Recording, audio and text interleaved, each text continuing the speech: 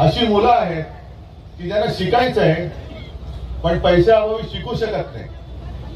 त्यांच्यासाठी सुद्धा आपलं महाविकास आघाडीचं सरकार आल्यानंतर जसं मुलींना शिक्षण फ्री आहे तसंच मी माझ्या महाराष्ट्रात जन्मलेल्या मुलांना सुद्धा शिक्षण मोफत दिल्याशिवाय राहणार नाही.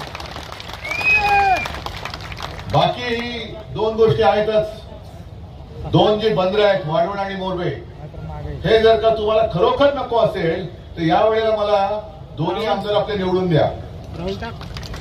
सरकार आणल्यानंतर मी बघतो कोणाची हिंमत आहे तुमच्या वाढवणला हात लावायची. पण नुसतं आंदोलन करून नाही चालणार. आंदोलन करून शिवसेना तर आंदोलन करायला कधी तयार असते, पण अधिकार हातामध्ये पाहिजे. जसं लोकसभा निवडणुकीच्या वेळेला मी आलो होतो आणि मी तुम्हाला वचन दिलं होतं, निकाल लागल्यानंतर मला असं वाटतं